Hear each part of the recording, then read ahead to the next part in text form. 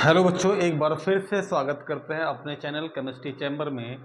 और बेटा आज उसी को आगे लेके चलते हैं। Halo alkane and hello arene, hello arene, इसी का देखते हैं लेक्चर नंबर 3। तो बेटा आज की क्लास में हम लोग हेलो एल्केन और हेलो एरीन का लेक्चर नंबर 3 आज हम लोग देखने वाले हैं। तो बेटा लास्ट टाइम हम लोग डिस्कस किए थे हेलो एल्केन्स के प्रिपरेशन मेथड की, किस किस मेथड से आप हेलो एल्केन को प्रिपेयर कर सकते हैं। लास्ट लेक्चर में हम लोग डिस्कस किए थे कि कौन कौन से मेथड हैं। अल्कोहल से है, हाइड्रोकार्बन से है, हाइड्रोजन एक्सचेंज से है, ये सब मेथड हम लोग देख चुके थे। अगर जैसे आपको एल्काइन से बनाना होता तो उसमें एक मेथड आपको डिस्कस किए थे, और एक मेथड और है आपका एल्काइन का। जैसे ऐसा कुछ लिखा हुआ है CH3, यहाँ पर एक H नहीं होगा। अब इसकी रिएक्शन आप करा दीजिए Br2 से CCl4 की प्रेजेंस में। अगर ऐसे कराते हैं आप तो यहाँ पर देखिए, यहाँ पर सब बॉन्ड इसके टूट जाएंगे और क्या बनाएगा ये Br, यहाँ पर Br, फिर C, Br और Br, यहाँ पर CH3। अब एक H बचा हुआ है तो एक H आप यहाँ पर मेंशन कर देंगे। तो इस तरह भी आप कर सकते हैं किसकी, अगर एल्काइन है तो। अब आज की जो क्लास होने वाली है, आज की क्लास में हम लोग डिस्कस करने वाले हैं कि उसकी प्रॉपर्टीज़ कौन कौन सी होती हैं, कौन कौन सी प्रॉपर्टीज़ हम लोग पढ़ेंगे, वो आज की क्लास में हम लोग डिस्कस करने वाले हैं। तो इसको साफ कर देते हैं। यहाँ पर क्या देखेंगे, आज हम लोग देखने वाले हैं लेक्चर नंबर 3 में प्रॉपर्टीज़। तो हेडिंग लगाइए प्रॉपर्टीज़ की, कॉपी पेन ले लीजिए और स्टार्ट करते हैं प्रॉपर्टीज़ के बारे में, कौन कौन सी प्रॉपर्टी होती है। तो सबसे पहले हम लोग देखेंगे फिजिकल प्रॉपर्टी। फिजिकल, इसकी प्रॉपर्टीज़ स्टडी करते हैं। तो बेटा फिजिकल प्रॉपर्टीज़ में क्या है, सबसे पहले तो आप ये समझ लीजिए पॉइंट फर्स्ट में कि जैसे CH3Cl या फिर CH3Br या फिर C2H5Cl, जो लोअर मेंबर होते हैं, जो लोअर मेंबर होते हैं वो कैसे होते हैं बेटा, गैसियस स्टेट में होते हैं, गैस के फॉर्म में होते हैं। जो लोअर मेंबर होते हैं वो गैस के फॉर्म में होते हैं। तो एक चीज़ तो आप समझे कि जो लोअर मेंबर है वो गैस के फॉर्म में है। अगर लोअर मेंबर गैस के फॉर्म में है तो हायर मेंबर कैसा होगा।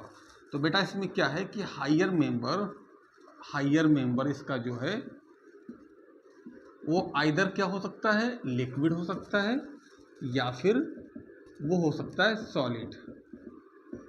तो जो हायर मेंबर है बेटा वो या तो लिक्विड होगा या फिर सॉलिड हो सकता है। तो ये चीज़ें इसकी आप समझ रहे हैं। अब इसके बाद ये समझेंगे हम लोग कि क्या होते हैं, ये कलरलेस होते हैं। कलरलेस होते हैं जब ये कब होते हैं, कलरलेस कब होते हैं, जब ये प्योर स्टेट में होते हैं, प्योर स्टेट में। लेकिन एक्सेप्शन क्या है बेटा, इसमें एक्सेप्शन याद कर लीजिएगा आप, क्या है कि जो Br2 होता है और जो I2 से जो बनता है एल्केन, जैसे RBr हो गया या फिर Ri हो गया, तो ये दो कलर को इम्पार्ट करते हैं, कलर देते हैं, ये कलर्ड होते हैं जब ये इसको हम लोग सनलाइट में एक्सपोज करते हैं।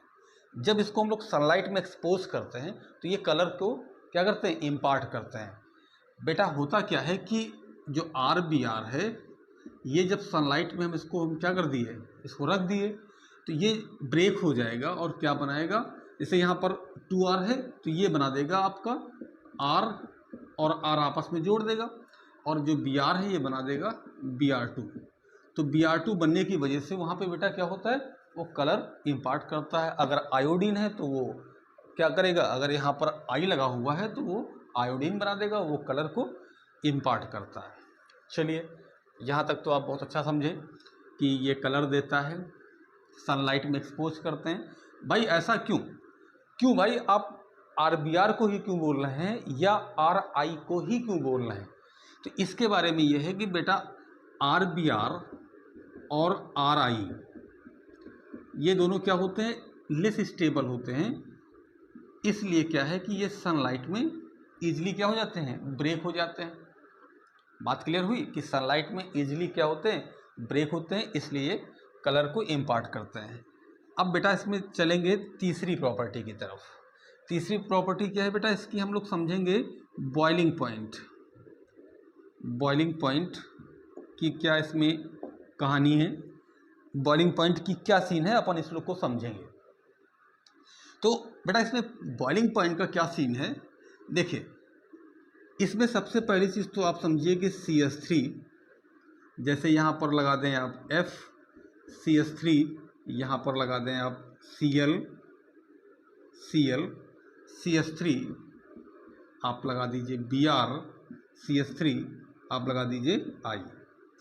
तो आप जानते हैं कि यहाँ पर जो बॉइलिंग पॉइंट है वो उसके मॉलिक्यूलर मास पे डिपेंड करता है। तो यहाँ पर F से लेकर Cl, Br और आयोडीन, तो इसका जो हैलोजन है, हैलोजन का मास इस ऑर्डर में क्या होता है, इंक्रीज करता है। तो अब बेटा इसका क्या है कि इस ऑर्डर में बॉइलिंग पॉइंट इंक्रीज करेगा। बॉइलिंग पॉइंट किस ऑर्डर में इंक्रीज करता है, लाइक दिस। बात क्लियर हुई। अब इसी में समझना है आपको कि जैसे अगर हम लोग ब्रांचिंग कर देते हैं, जैसे हम कुछ ऐसा लिखते हैं, यहाँ पर लिख दिए CH2Cl। अब इसमें अगर हम ब्रांच बना देते हैं तो ब्रांच करेंगे, अगर Cl यहाँ पर ब्रांच कर दिए इसको, CH3 यहाँ पर किए H और H2 यहाँ लिख दिए। तो अगर ब्रांच करते हैं तो ब्रांच करने पे तो बेटा देखो इसका जो सरफेस एरिया है, यहाँ पर देखिए सरफेस एरिया क्या हो रहा है, सरफेस एरिया डिक्रीज हो रहा है। तो सरफेस एरिया आप यहाँ नोट करिएगा कि सरफेस एरिया अगर डिक्रीज करेगा, सरफेस एरिया क्या करेगा, डिक्रीज करेगा। तो जो वंडरवाल फोर्स ऑफ अट्रैक्शन है, वंडरवाल फोर्स ऑफ अट्रैक्शन जो है, अट्रैक्शन बेटा वो भी क्या करता है, डिक्रीज होता है। तो वंडरवाल फोर्स ऑफ अट्रैक्शन की वजह से क्या होता है, उसमें बॉइलिंग पॉइंट डिपेंड करती है, तो वो डिक्रीज करता है। तो इस केस में क्या है, बॉइलिंग पॉइंट आपकी डिक्रीज करेगी। बात क्लियर हुई कि अगर एक चेन में है और ये क्या है, ब्रांच में है, तो जब ब्रांचिंग करते हैं तो ऑन ब्रांचिंग, यहाँ लिख दीजिए आप कि on branching BP decreases on branching BP क्या होती है, डिक्रीज करती है। अच्छा, ब्रांच बनाने पे सरफेस एरिया डिक्रीज हुआ, इसलिए उसकी क्या हो गई, BP डिक्रीज हो गई। अगर ब्रांचिंग ना करते और कार्बन इंक्रीज करते तो क्या होता, BP आपकी इंक्रीज करती। बात समझ गए BP का। अब फोर्स देखेंगे इसमें हम लोग, क्या है देखेंगे बेटा, डेंसिटी का फैक्टर क्या है, डेंसिटी क्या होती है बेटा इसमें। तो डेंसिटी के लिए क्या है बेटा कि हैलोजन का मास इंक्रीज करता है। तो डेंसिटी के लिए आप दो तीन बातें याद रखिए, जैसे अगर CH3F, CH3Cl, CH3Br, CH3I लिखा हुआ है, तो इस तरह क्या है, इसकी डेंसिटी, हैलोजन का मास इंक्रीज करता है तो डेंसिटी ऐसे इंक्रीज करेगी। तो इसकी सबसे क्या होगी, हाई, इसकी डेंसिटी क्या होगी, हाई होगी बेटा। अब इसकी डेंसिटी हाई हो गई। अब उसके बाद क्या है कि जैसे आप लिखेंगे CH3I लिखेंगे, फिर लिखेंगे C2H5I, फिर लिखेंगे C3H7I। तो इस केस में क्या है, जैसे नंबर ऑफ कार्बन आप इंक्रीज करेंगे, जैसे नंबर ऑफ कार्बन इंक्रीज करेंगे वैसे उसकी डेंसिटी क्या होगी, डिक्रीज करेगी। तो अब इस केस में क्या है, इसकी हाई है और क्या होती है, कार्बन बढ़ाने पर क्या करती है, डिक्रीज करती है। तो क्या लिखेंगे आप कि अगर नंबर ऑफ कार्बन आप इंक्रीज करते हैं तो डेंसिटी बेटा क्या होने वाली है, डेंसिटी डिक्रीज होगी, डेंसिटी क्या होगी, डिक्रीज होगी। अब एक चीज़ और आती है, यहाँ तक तो आप समझ गए। अब नंबर ऑफ हाइड्रोजन आप इंक्रीज कर दीजिए, नंबर ऑफ क्या करिए, हाइड्रोजन इंक्रीज कर दीजिए। तो नंबर ऑफ हाइड्रोजन जैसे CH3 Cl कर दिए आप, CH2 Cl2 कर दिए, CS Cl3 कर दिए, CCl4 कर दिए, ठीक है। तो इस तरह कुछ आप कर दीजिए, नंबर ऑफ हाइड्रोजन को इंक्रीज कर दीजिए। तो बेटा इस कंडीशन पे क्या है कि नंबर ऑफ हाइड्रोजन अगर इंक्रीज करते हैं तो डेंसिटी आपकी क्या होगी, इंक्रीज। तो यहाँ लिख दीजिए आप कि number of hydrogen increases, density क्या होगी बेटा, डेंसिटी ये भी आपकी इंक्रीज करेगी। तो इस तरह कुछ आप 4 पॉइंट को समझ पाए।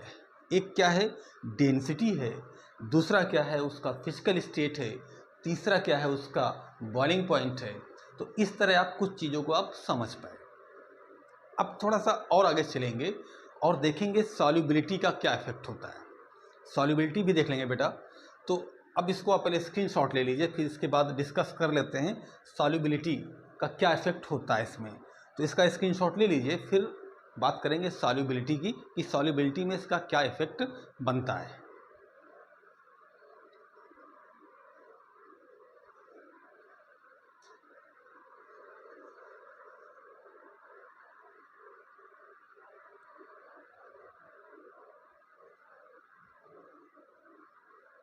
चलिए, अच्छा एक बात यहाँ और भी ध्यान रखिएगा कि जो बॉइलिंग पॉइंट है इसका हाइड्रोकार्बन से ज़्यादा होता है, हाइड्रोजन की वजह से पोलैरिटी आती है। तो ये हाइड्रोकार्बन से, कोई भी हाइड्रोकार्बन है तो हाइड्रोकार्बन से RX का जो होता है वो हमेशा बॉइलिंग पॉइंट क्या होता है, मैक्सिमम होता है। तो इस बात को भी याद रखिएगा। तो चलिए इसके बाद अब हम लोग बात करते हैं सॉल्युबिलिटी की। सॉल्युबिलिटी क्या होती है बेटा इसकी, उसको हम लोग समझेंगे, उसके बाद चलेंगे केमिकल प्रॉपर्टी की तरफ।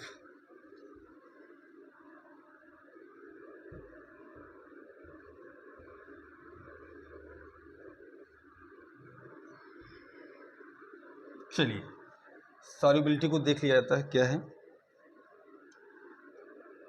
नेक्स्ट क्या है, सॉल्युबिलिटी। तो बेटा सॉल्युबिलिटी की जब बात करते हैं हम लोग, तो सॉल्युबिलिटी क्या है, सॉल्युबिलिटी है जैसे वाटर में या किसी सॉल्वेंट में वो डिज़ोल्व होता है, मिसिबल है, सॉल्युबल है या नहीं है। तो अगर वो सॉल्युबल है तो उसकी सॉल्युबिलिटी उसमें होगी, अगर वो इनसॉल्युबल है तो वो सॉल्युबल उसमें नहीं होता है। इट मीन्स कि वो मिसिबल नहीं है। अगर मिसिबल है तो सॉल्युबल है, तो उसकी क्या है, सॉल्युबिलिटी उस सॉल्वेंट में होगी। तो अब समझते हैं कि जैसे ये RX आपके पास है, हैलो एल्केन है, तो ये आप पोलर होता है, अभी आगे बताते हैं आपको क्यों, क्योंकि इस पर क्या आता है पार्शियल निगेटिव और इस पर आता है पार्शियल पॉजिटिव। तो ये पोलर होता है। और वाटर क्या होता है बेटा आपके पास, वाटर भी पोलर होता है। तो दोनों के पास पोलैरिटी होती है, वाटर भी पोलर होता है और आपके पास हैलो एल्केन भी पोलर होता है। दोनों आपके पास कंपाउंड कैसे हैं, पोलर है। तो आप कभी पढ़े होंगे या कभी सुने होंगे कि लाइक डिज़ोल्व लाइक, तो लाइक लाइक में डिज़ोल्व करता है, मतलब पोलर जो है वो पोलर में क्या होगा, डिज़ोल्व होगा। अगर वो नॉन पोलर है, अगर वो नॉन पोलर है तो वो नॉन पोलर में डिज़ोल्व होगा। अगर पोलर है तो वो नॉन पोलर में क्या होगा, डिज़ोल्व नहीं होगा, सॉल्युबल नहीं होगा। बट इन दिस केस यहाँ पर क्या है कि RX पोलर है, RX पोलर है, बट ये सॉल्युबल नहीं है, लेस सॉल्युबल है। क्यों, क्योंकि यहाँ पर क्या है कि ये जो है ये नाइदर फॉर्म हाइड्रोजन बॉन्ड, ये जो वाटर के साथ में हाइड्रोजन बॉन्ड ना बना पाता है और ना ही ब्रेक कर पाता है, इसलिए क्या है ये इनसॉल्युबल होता है या लीस्ट सॉल्युबल होता है। तो क्या लिखेंगे कि haloalkane are polar in nature, nature, but less soluble in water. Water में क्या होते हैं? लेस सॉल्यूबल होते हैं, but soluble in organic solvent. लेकिन क्या है ये बेटा कि ऑर्गेनिक सॉल्वेंट में ये क्या होता है? सॉल्यूबल होता है। जैसे ईथर हो गया ऑर्गेनिक सॉल्वेंट। कौन? Organic solvent. कौन हो गया? ईथर हो गया, अल्कोहल हो गया। इनमें क्या है? ये सॉल्यूबल है। लेकिन वाटर में क्या होता है? ये लीस्ट सॉल्यूबल होता है। इस चीज़ को सॉल्युबिलिटी का एक स्पेशल वीडियो बना देंगे जिसमें और डिटेल में इसको एक्सप्लेन कर देंगे कि ये जो बॉन्डिंग वाली मैटर है इसके अलावा भी क्या फैक्टर एनर्जी का काम करता है उसको। तो ये अभी इतना समझना है आपको। अब इसके बाद हम लोग चलते हैं नेक्स्ट केमिकल प्रॉपर्टी की तरफ। केमिकल प्रॉपर्टी की तरफ देखिए, केमिकल प्रॉपर्टीज़ क्या है बेटा? इसकी केमिकल प्रॉपर्टीज़ क्या है? तो इसका जैसे कि स्ट्रक्चर आप देखें, यहाँ पर आप कुछ भी लगाइए और यहाँ एक्स लगाइए, तो ये पार्शियल पॉजिटिव और ये होता है पार्शियल निगेटिव। पार्शियल पॉजिटिव और पार्शियल निगेटिव, तो ये क्या होते हैं? पोलर। इसमें क्या होती है? पोलैरिटी होती है बेटा। और इसमें क्या होता है? Dipole moment. डाइपोल मोमेंट होता है, डाइपोल मोमेंट होता है। अब बेटा यहाँ समझने वाली बात ये है आपके कि ये तो पोलर हो गया, पोलैरिटी हो गई। अब यहाँ पे एक चीज़ देखिए आप, जैसे ये लिखा हुआ है CH3 और यहाँ लिखा है F, इधर लिखते हैं आप Cl और इधर लिखते हैं आप Br और इधर लिखते हैं बेटा आप I। कुछ इस तरह लिख दिए आप। तो आप देखिए कि इसकी जो ये F है, इसकी इलेक्ट्रोनेगेटिविटी क्या है बेटा? हाई है। और इसकी इलेक्ट्रोनेगेटिविटी क्या है?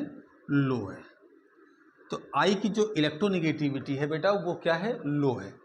तो इसका जो ट्रेंड है डाइपोल मोमेंट का, वो ऐसे क्या करता है? नीचे की तरफ चलने के साथ हम देखते हैं कि डिक्रीज करता है।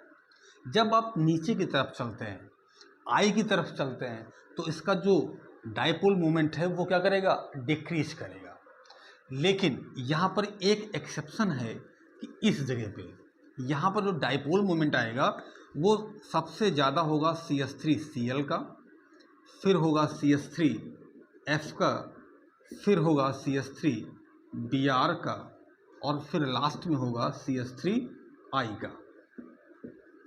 यहाँ पर क्या है कि F की हाई इलेक्ट्रोनेगेटिविटी है और स्मॉल साइज है। इस वजह से इसका क्या है? इसका डाइपोल मोमेंट CH3Cl से लेस होता है और सबसे ज़्यादा किसका होता है? CH3Cl का होता है और सबसे कम किसका होता है? CH3I का होता है। तो ये डाइपोल का मैटर हो गया। अब यहाँ देखेंगे इसकी इलेक्ट्रोनेगेटिविटी क्या है? हाई है। तो अब इसकी लेंथ की बात कर लें।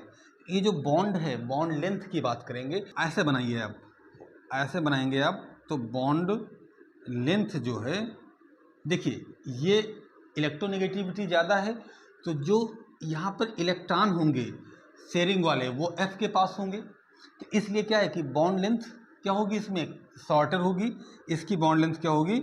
हाई। तो नीचे चलने पर बॉन्ड लेंथ क्या होगी? इंक्रीज करेगी। बॉन्ड लेंथ इंक्रीज करेगी तो इसकी जो बॉन्ड डिसोसिएशन एनर्जी या बॉन्ड एंथैल्पी लिख देते हैं, बॉन्ड एंथैल्पी, वो क्या होगी? इसकी लेस होगी। तो नीचे आने पर बॉन्ड एंथैल्पी क्या होगी बेटा? लेस होगी। तो अब चीज़ समझना क्या है आपको कि जो CH3I है ये इजीली क्या हो जाएगा बेटा? ब्रेक हो जाएगा।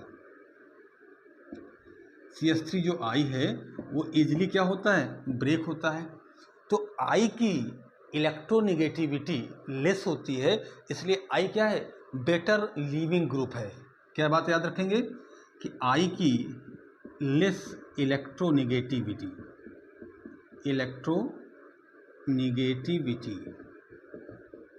तो आई की लेस क्या है, इलेक्ट्रोनेगेटिविटी। तो इसकी ये जो आई होगा वो क्या होगा, बेटर लीविंग ग्रुप। आई क्या होगा, बेटर लिविंग ग्रुप। तो इस तरह आप समझे कि ये बॉन्ड ब्रेक होगी। अब जब ये बॉन्ड ब्रेक होती है, ये बॉन्ड मान लीजिए ब्रेक हो जाएगी, तो ब्रेक होने से अगर कोई आप यहाँ पर न्यूक्लियोफाइल लगा रहे हैं तो न्यूक्लियोफाइल इस एक्स को डिस्प्लेस करेगा, तो उसके थ्रू यहाँ पर रिएक्शन होगी। अगर कोई न्यूक्लियोफाइल इस एक्स को डिस्प्लेस करता है तो उसके थ्रू यहाँ पर रिएक्शन होती है, या फिर कोई एच को यहाँ से डिस्प्लेस करता है तो उसके थ्रू रिएक्शन होती है। तो यहाँ कौन कौन सी रिएक्शन हो सकती है बेटा, देखो, एक हो सकती है न्यूक्लियोफिलिक रिएक्शंस, दूसरी हो सकती है एलिमिनेशन रिएक्शन, और तीसरी हो सकती है रिएक्शन विद मेटल। ये 3 मेन रिएक्शंस हैं। कौन सी है बेटा, न्यूक्लियोफिलिक रिएक्शन, एलिमिनेशन रिएक्शन और रिएक्शन विद मेटल। ये 3 मेन हेडिंग्स हैं, इसी को आपको डिटेल में स्टडी करना है। तो इसका स्क्रीनशॉट ले लीजिए, आप इसके बाद डिटेल में स्टडी करते हैं न्यूक्लियोफिलिक रिएक्शन, एलिमिनेशन रिएक्शन और रिएक्शन विद मेटल की।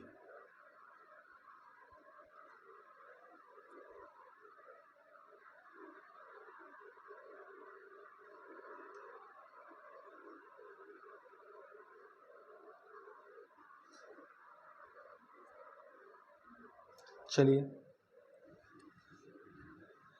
अब इसके बाद हम लोग डिस्कस करते हैं न्यूक्लियोफिलिक रिएक्शन क्या है।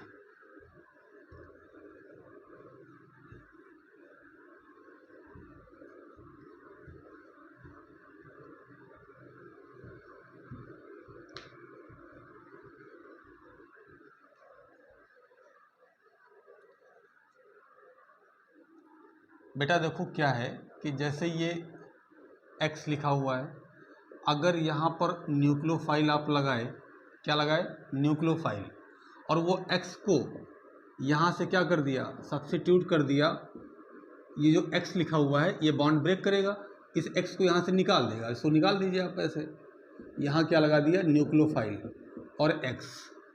तो अगर न्यूक्लियोफाइल की जो टेंडेंसी है वो अगर इससे ज़्यादा है, उससे ज़्यादा स्ट्रांग है, X से ज़्यादा स्ट्रांग है, तो वो उसको क्या करेगा, डिस्प्लेस कर देगा।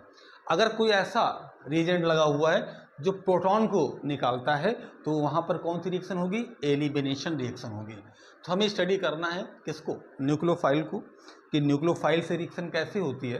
तो इसको 1 बाय 1 हम लोग देख लेते हैं। और अगर न्यूक्लियोफाइल नहीं जानते हैं आप, न्यूक्लियोफाइल क्या हो, तो थोड़ा सा आप समझ सकते हैं कि न्यूक्लियोफाइल क्या होता है,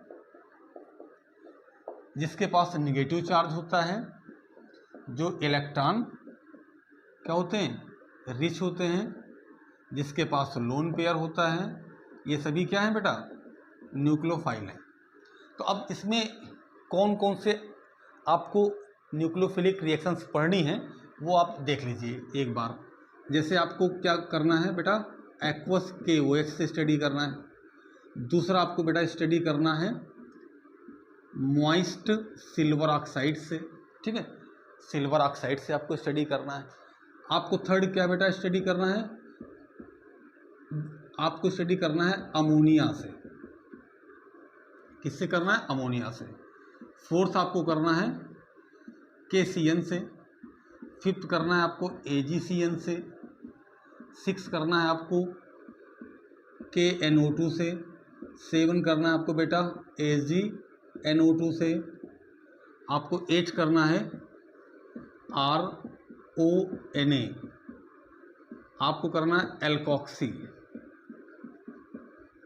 सोडियम एल्कोक्साइड, सोडियम एल्कोक्साइड, तो ऐसे लिख देते हैं सोडियम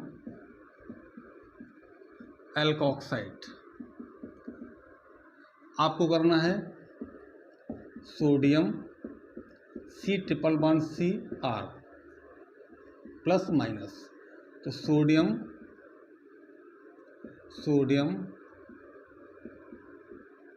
अल्काइनाइट, सोडियम अल्काइनाइट से करना है आपको। तो ये सभी रिएक्शंस आपको करनी है, तो इसको 1 बाय 1 हम लोग डिस्कस कर लेते हैं कि कैसे कौन सी रिएक्शन होती है और क्या बनता है। तो इसमें सब ज़रूरी है, आपको सब आना चाहिए कौन क्या बनाता है। तो ये 1 बाय 1 हम लोग डिस्कस कर लेते हैं।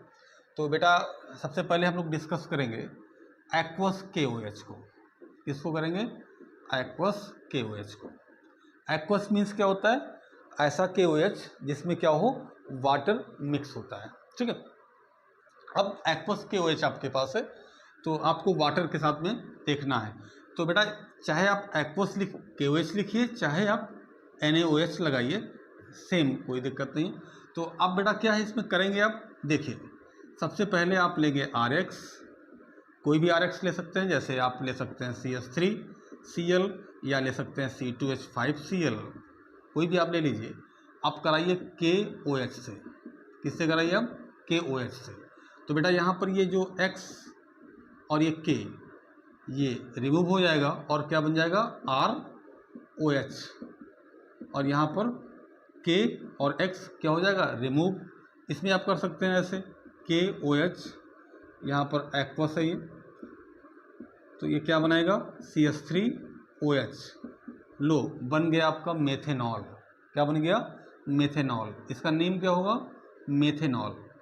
एक कार्बन और OH लगा है, तो OH के लिए आप क्या लिखते हैं? अल्कोहल। अल्कोहल। तो आप CH3 लिखा हुआ है तो क्या है? मेथेन, तो मेथेनॉल। इसमें बेटा क्या बनोगे आप? इसमें बन जाएगा C2H5OH, एथेनॉल इसमें बनेगा।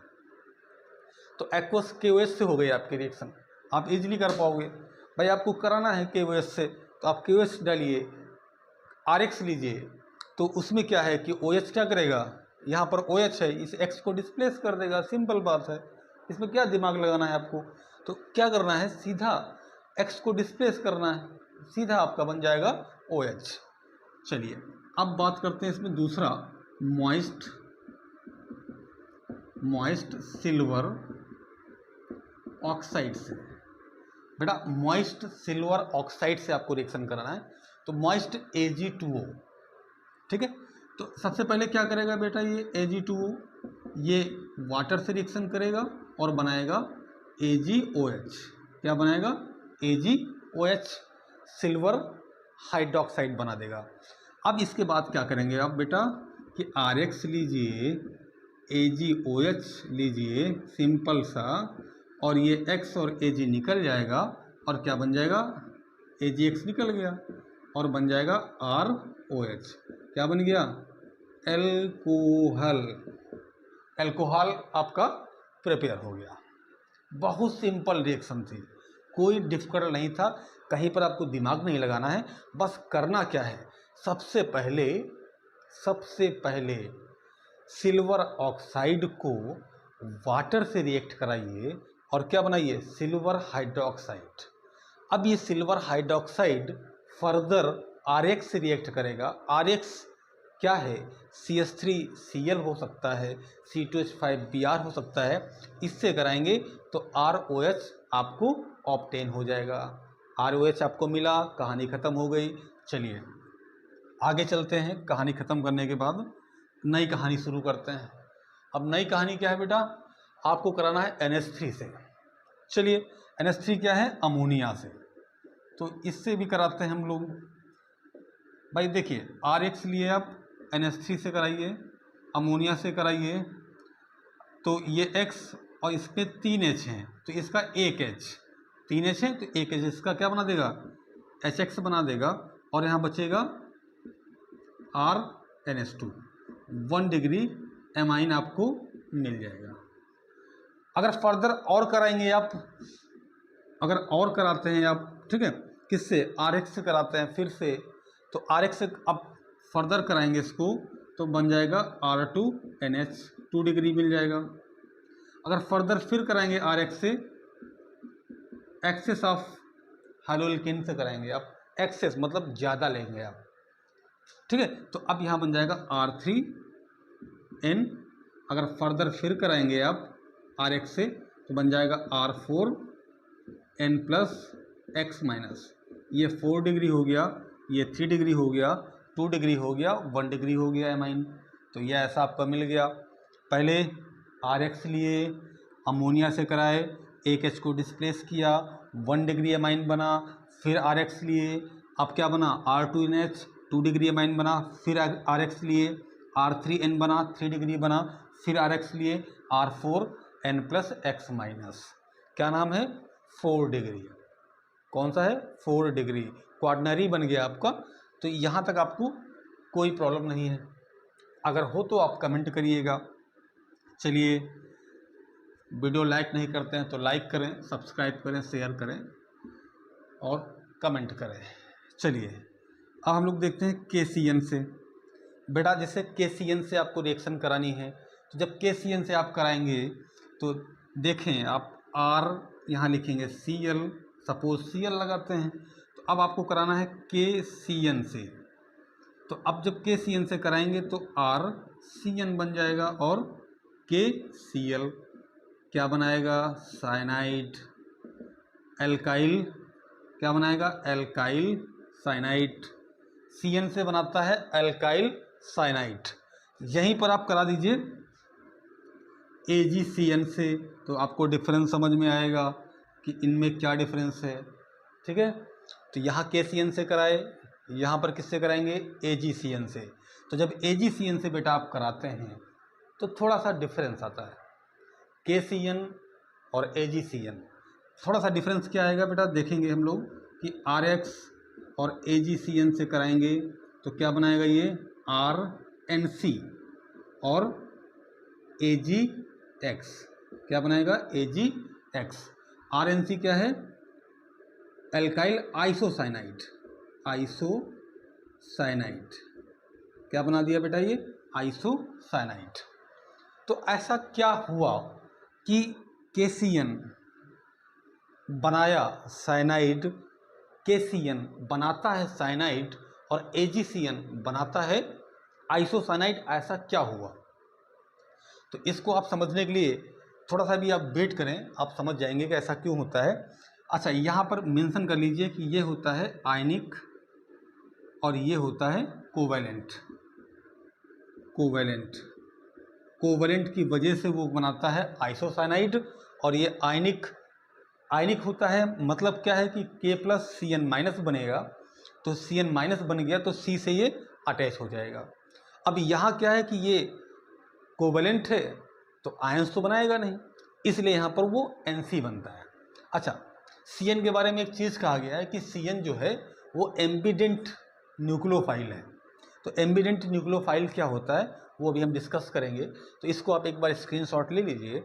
इसके बाद हम लोग डिस्कस कर लेते हैं कि एम्बिडेंट न्यूक्लियोफाइल क्या है, और जो बची हुई रिएक्शंस को उसको डिस्कस कर लेते हैं।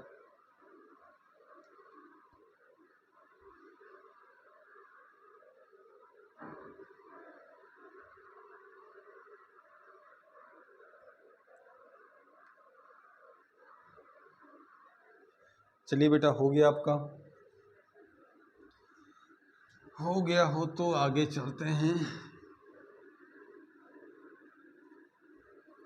अब देखते हैं एम्बिडेंट न्यूक्लियोफाइल क्या है। एम्बिडेंट न्यूक्लियोफाइल को हम लोग समझ लेते हैं क्या है। नहीं, अगर कोई पूछ लिया तो बेइज्जती ही होगी कि सर ने बताया ही नहीं। चलिए, तो हेडिंग लगाइए एम्बिडेंट न्यूक्लियोफाइल। देखिए सर क्या बताते हैं आपको, एम्बिडेंट न्यूक्लियोफाइल। तो बेटा एम्बिडेंट न्यूक्लियोफाइल होते कौन से हैं, जैसे यहाँ पर C लिखते हैं और N लिखते हैं, यहाँ ऐसे ट्रिपल बॉन्ड लगाते हैं, यहाँ पर माइनस लगा देते हैं, एक लोन पेयर एक लोन पेयर ऐसे दिखा देते हैं। अब इसी का रेजोनेंस आप बनाते हैं तो इसमें कुछ इस तरह बना देंगे आप। ठीक है, जब रेजोनेंस बनाएंगे आप तो रेजोनेंस की कंडीशन पे क्या होगा कि इसके पास भी क्या है, टेंडेंसी है इलेक्ट्रॉन को डोनेट करने की, और इसके पास भी है, यानी कि इसमें C और इसमें N ये दोनों बाइंड होने की टेंडेंसी रखते हैं। किसकी रखते हैं, बाइंड होने की। तो ऐसे nucleophile, those nucleophile which have two binding centres, जिनके पास क्या होते हैं, जिनके पास 2 बाइंडिंग सेंटर होते हैं, बाइंडिंग सेंटर होते हैं, ऐसे न्यूक्लियोफाइल को हम लोग कहते हैं एम्बिडेंट न्यूक्लियोफाइल। जैसे आपका NO2 भी हो गया, NO2 में इधर से भी ये अटैच हो सकता है और डबल बॉन्ड O इधर से भी ये अटैच हो सकता है। तो अगर इधर से होता है तो वो बनाएगा नाइट्रो, अगर इधर से होगा तो नाइट्राइट, नाइट्राइट बनाएगा। तो अब इसी पे बेस नेक्स्ट हम लोग रिएक्शन समझेंगे। तो अगर आपको नहीं समझ में आया एम्बिडेंट क्या है तो एक बार फिर से सुन लीजिए कि भाई देखो, एम्बिडेंट वो है, जैसे ये मार्कर आप देख रहे हैं, अगर इससे हम ऐसे पकड़ लेते हैं, ठीक है, इधर से पकड़ लिए, या फिर इसको हम ऐसे पकड़ लेते हैं, ठीक है, दोनों तरफ पकड़ने की व्यवस्था है आपके पास। आप चाकू देखें, नाइफ देखे होंगे, तो अब नाइफ में क्या है, एक तरफ हैंडल होता है, एक तरफ नुकीला होता है, तो उसको आप एक ही तरफ से पकड़ सकते हैं। इधर से आप पकड़ पाएंगे क्या, पकड़ेंगे तो क्या होगा, बीच से हाथ आपका कट जाएगा, फिर आप पट्टी बांध के घूमेंगे। तो उसमें क्या है कि एक ही तरफ से पकड़ सकते हैं, लेकिन जब दोनों तरफ से पकड़ लें उसको तो वो क्या है, एम्बिडेंट है, मतलब दोनों उसके जो टर्मिनल हैं वो बाइंड करने की क्या रखते हैं, टेंडेंसी रखते हैं। जैसे ये एक ये है और दूसरा ये है, ये भी किसी से जुड़ने की टेंडेंसी रखता है। तो ये जैसे मान लीजिए यहाँ R है तो ये बना दिया RAB, अगर ये रखेगा तो क्या बना देगा, RBA। तो ऐसे एटम या मॉलिक्यूल को हम लोग क्या बोलते हैं, ऐसे हम लोग मॉलिक्यूल को या ऐसे न्यूक्लियोफाइल को सिंपली क्या बोलेंगे, एम्बिडेंट न्यूक्लियोफाइल। तो चलिए आपको समझ में आया होगा। तो अब हम लोग डिस्कस कर लेते हैं रिएक्शन विद KNO2, क्या है, पोटेशियम नाइट्राइट, पोटेशियम नाइट्राइट से बेटा करेंगे हम लोग। कैसे करेंगे देखें, अगर यहाँ लिखेंगे RX और कराएंगे KNO2 से, चूँकि ये आयनिक होता है और ये क्या बनाएगा, RON double bond O, alkyl, alkyl nitride बनाएगा।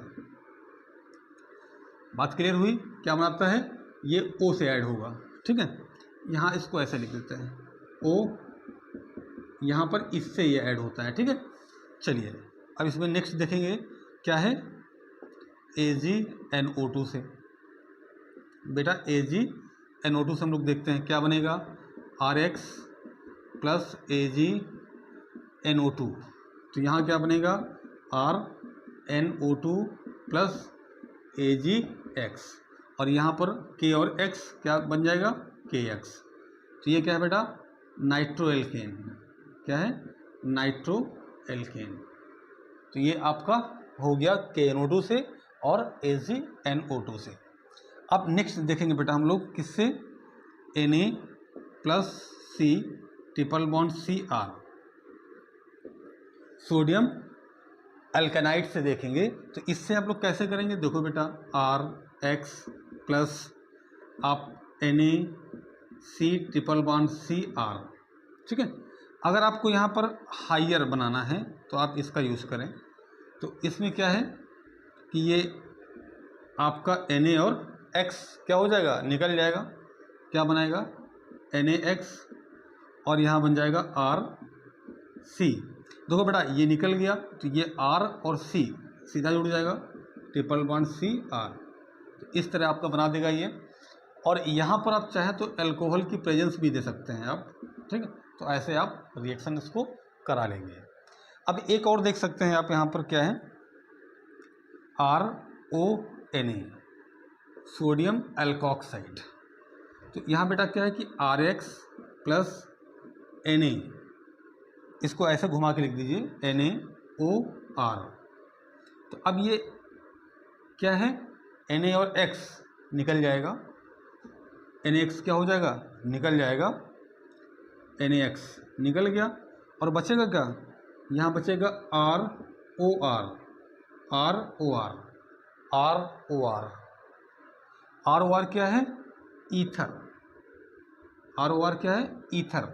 तो अभी जब आप ईथर का चैप्टर स्टडी करेंगे, जब आप ईथर का चैप्टर पढ़ेंगे तो ईथर के चैप्टर में बेटा आप ये प्रोसेस देखेंगे कि यहाँ पर ये क्या है, इसको हम बोलते हैं विलियमसन सिंथेसिस। तो विलियमसन रिएक्शन है ये, तो विलियमसन रिएक्शन को हम लोग स्टडी करेंगे। तो इस तरह आपका पूरा क्या हो गया, न्यूक्लियोफिलिक रिएक्शन आपका बन गया। न्यूक्लियोफिलिक रिएक्शन पूरी हो गई। तो इसको आप एक बार क्या करिए, इसका स्क्रीनशॉट ले लीजिए। इसके बाद फिर हम लोग प्रयास करते हैं कि डिस्कस कर लिया जाए एलिमिनेशन, लेकिन बीच में इसका कुछ हमें और देखना है क्या कि SN1 क्या होता है, SN2 क्या होता है, कायरल क्या होता है। तो पर इसको आप स्क्रीनशॉट लीजिए, फिर देखते हैं टाइम क्या है।